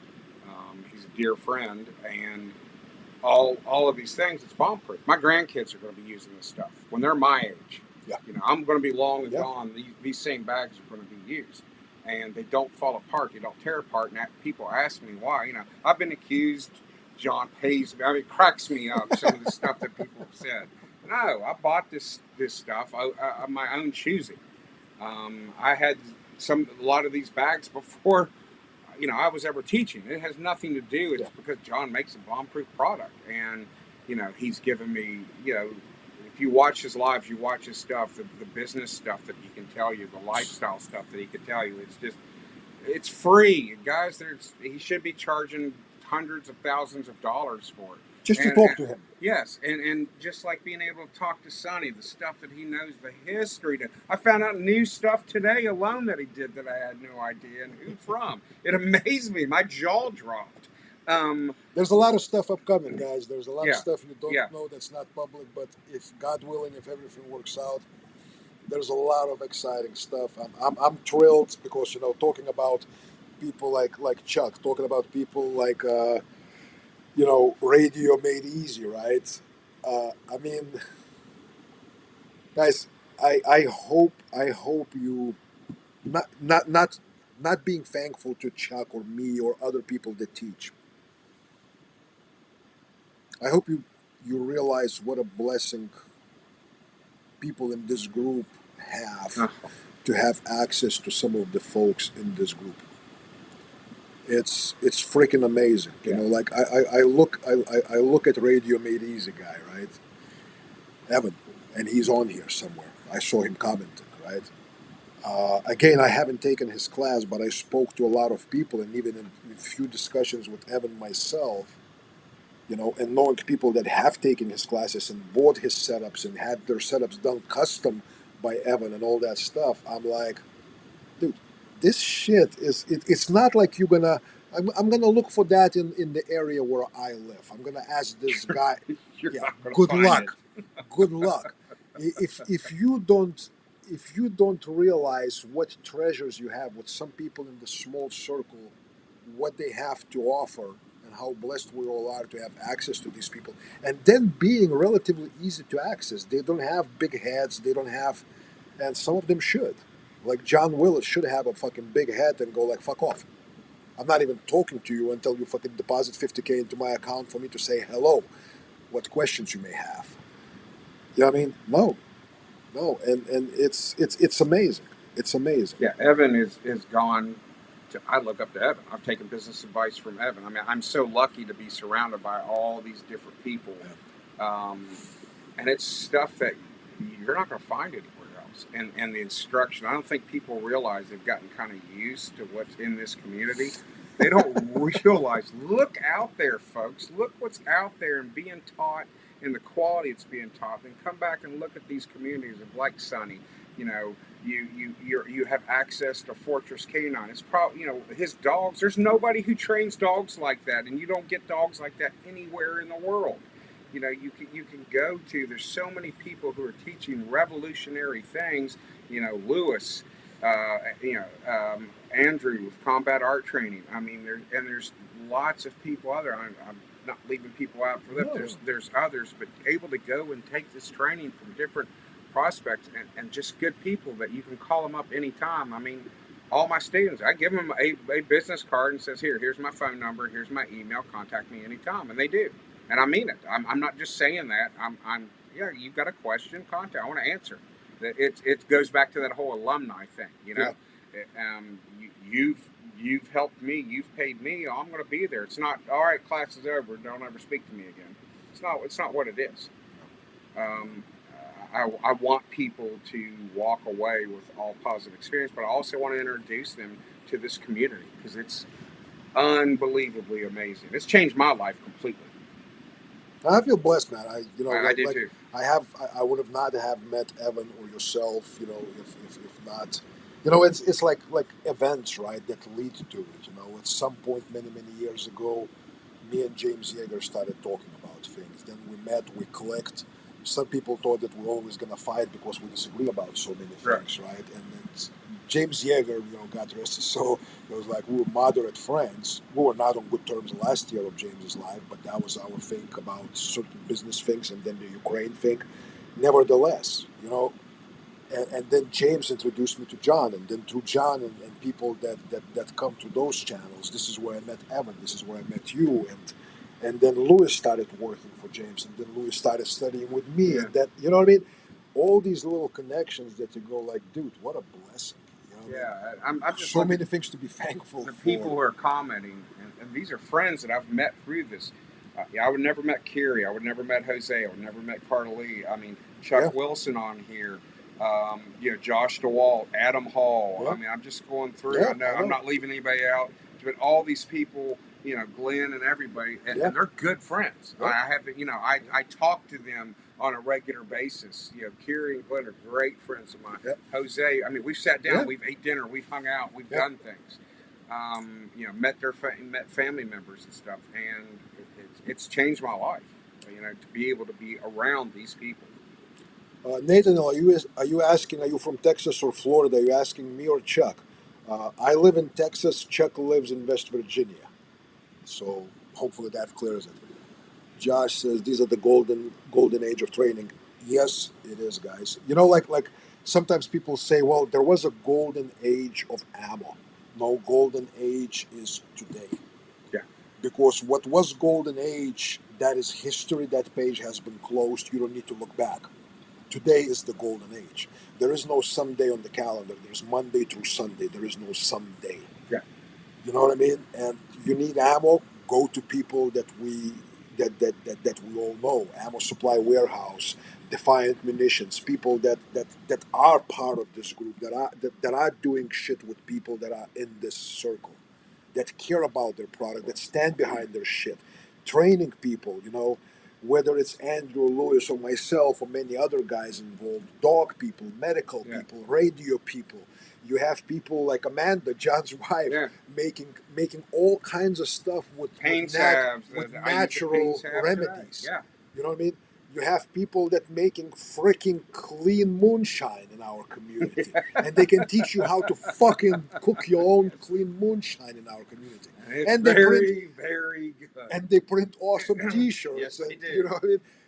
It's amazing. It's amazing what we have.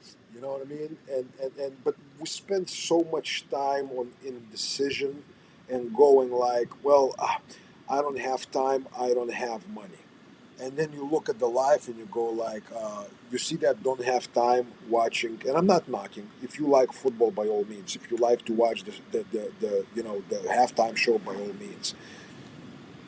Or they watching on the news what's going on with celebrities, or they spending fucking $14 a day on drinking Starbucks coffee. You know what I mean? And you go like, and you don't have money to buy a $350 box that Chuck sells for wound care, that has box of 2x4s and and other things and sticky tape and what else you have in that box. There's the everything stapler, from traumas. You can do wound closures. There's burns. There's long-term wound care. There's a ton of gauze. You get boxes of 2x2s, 4x4s, a box of rolled gauze. You also get all the tools and instruments to do wound care with, debridement and everything else. Like I said, burns. There's a trauma IFAC in it. There's extra compression dressings, extra gauze. I mean, there's a ton of stuff. I know I'm leaving something vital out. And that's it's on my website. You can look. That's $350, right? Yeah. And you go like, comes in a 5-gallon, one of the plastic totes, so it's protected. Yeah. And you go like, that's $350, and I go like $7 per cup of Starbucks. Yeah. Well, and it also there's 50 cups of Starbucks, which you probably buy in less than 2 months, buys you that box. So, not to be too blunt, shut the fuck up that there is no money or there is no time. Make it. That box, everything you learn in my level 1 class, everything is in that box that you can turn around and use, and more stuff. There's drapes in there. There's everything. There's a whole list, and somebody wants to know, they can call me and I'll tell you everything that's in it. But you need to support these local businesses like Kerry's, all the different ones. I put business cards. Yes, I stole it from John, but in Yes. my orders, everybody gets a little package of business cards of mine.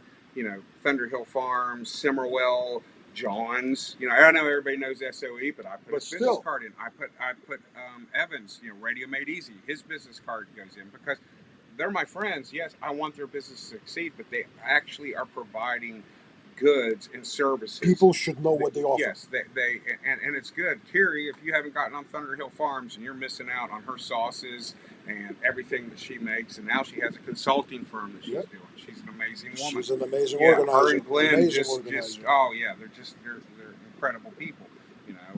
And of course John stuff and Evan stuff. If you don't have your communication squared away, you're in the wrong.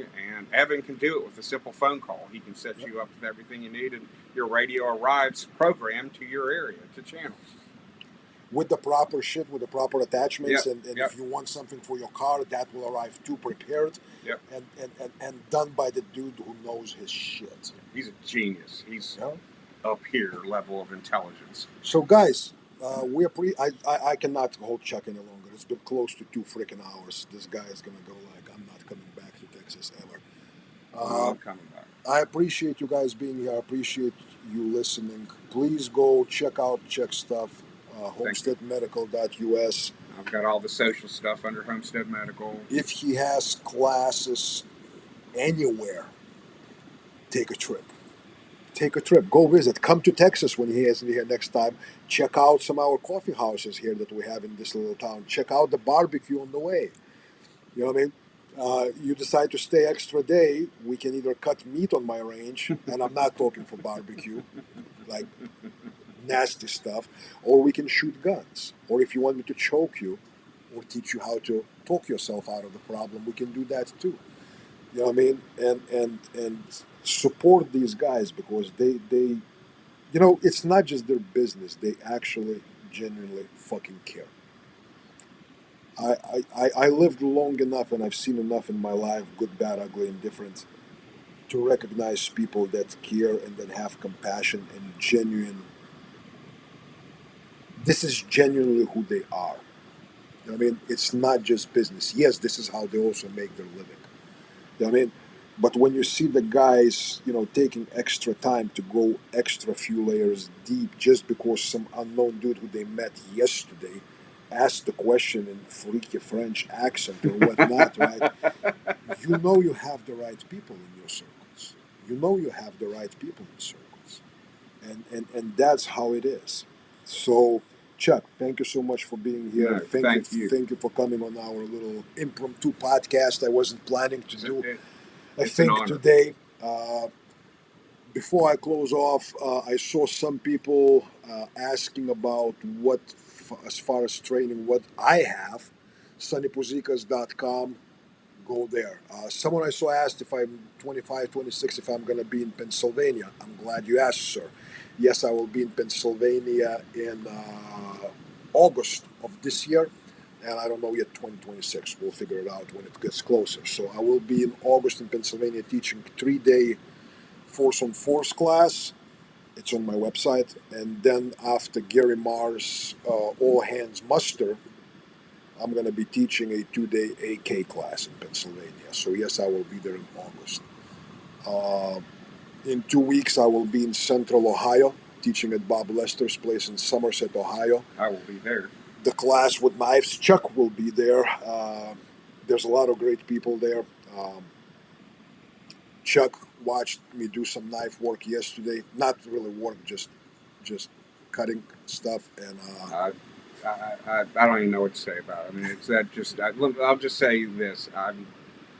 I'm going to stay in Sonny's good graces if he ever has a blade in his hand. It was truly amazing to watch, and it's artful.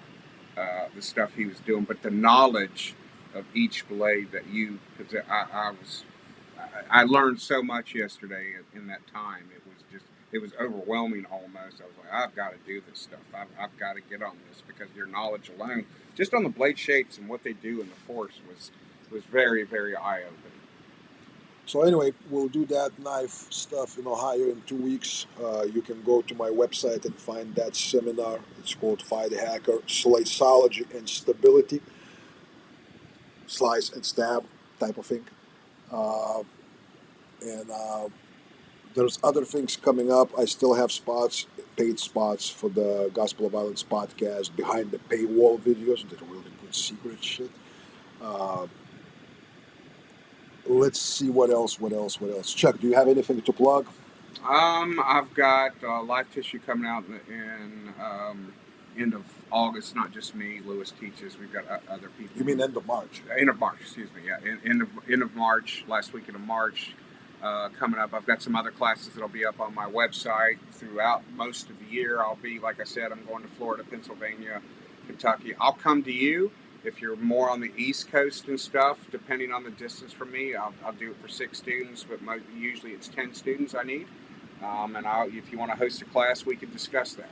I'm actually going to be going up to Wisconsin at some point also to teach a class in that area. Carries, yeah. That's cool. I'm going to be going to Wisconsin regardless. Like I said, I'll be in Florida. Andrew's going to host a class. Pennsylvania, North Carolina, Tennessee, several places. But God willing, it works out with Tom from Washington State. yes, so yeah, you can go I'll all wherever the you way want. west. But if you're in a communist state like California or Illinois, where I can't bring certain things, I'm not coming. I'm just telling you now. Maryland also, by the way. But other than that, yeah, I'm there. If anybody wants anything, go to my website. Contact information's on there. You can email me, chuck@homesteadmedical.us, and we can talk about things. And Carrie, your friendship is what's changed my life, by the way. And yes, Chuck Wilson, I still have that aired bag, and you're not getting it. And I've got some aired stuff you don't have also, just to let you know. Chuck, don't think that you have all the stuff that's unique and one-off, okay? You special, Chuck, but not that fucking special. But we love you anyway, in our own special, Absolutely. In our own special way. Nick Engelin, do you still teach courses in Europe? I'm assuming that's the question for me. No, I don't, and I don't think I will do it anytime soon. There's a number of reasons for that. One is political atmosphere. 2 is logistics, finances involved. 3, I'm too busy with my own business and family and projects here. And I'll tell you number 4.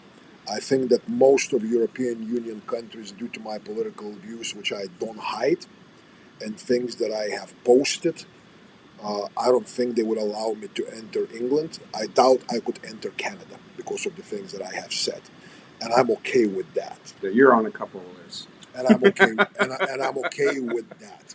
I'm not trying to. A lot of us are. Antagonize people or whatnot, but you know what? Silence sometimes it's a bigger crime than being loud. When you see shit that's truly wrong. And guys, I want to plug, if you haven't taken one of his courses, you have absolutely no idea what you're missing out. There is nobody, and I mean nobody, that teaches what he teaches and how he teaches it, and it's real life stuff. I can't even describe some of the things that I've seen that would do it justice. So sign up for his courses. If he's somewhere close to you, if he's not close to you, trust me, the drive's worth it to come to Texas. All right, you know, I came from wintry weather, ice and snow, and here I am in 80-degree weather, but it's also being with Sunny and what you learn, and it's just a good time. So do yourself a favor, sign up for his courses. Thank you. Rich Elba is asking, which area of West Virginia are you from? I'm in the Huntington area, we'll say that. Huntington, West Virginia. Yeah. So, yeah. So that's more of a western part of the state, right? Yeah, it's closer to Ohio, Kentucky. There. Yeah, it's where Ohio and Kentucky meets West Virginia. Okay. It's right there, kind of in that tri-state area, about right on the Ohio River. Rich, I believe, is from North Carolina, so he will know pretty well where it's at. I believe, or maybe I'm mistaken. Anyway, guys, girls, thank you for being here. Thank you for joining us for these 2 hours impromptu of a Gospel of Violence interview with Chuck Peoples from Homestead Medical. Keep your eyes peeled. I have a suspicion and the feeling there's a lot of fucking amazing things coming up. Oh, yeah. Something popped in today. We started discussing it, and I'm lit on the inside about if this works out, this is going to be absolutely lit. And I mean lit on the way that Tier 1 has nothing on it. Yeah. Nothing. Yeah. All right. Again, Chuck Peoples, homesteadmedical.us. You know where to find me. You're here. You're watching. Book of the week, that's going to be next Tuesday during my regular Let Us Attend number 6, which is coming up this coming Tuesday. I'll do that. This is special interview. This has nothing to do with my regular stuff. I have Chuck in the house. I will not let him go without me interrogating him and having an episode with him. So that is the case. Speaking of interrogations, there may be a class on that in that special thing if something happens, but we cannot divulge too much. Support our friends, support the good people that we support. There's a reason why we support them. I hope you all have a great weekend and great week coming up. May God bless. Oh, Tom, trust me, Chuck is leaving with some coffee. Uh, May God bless you all. Thank you for being here. Peace. See you.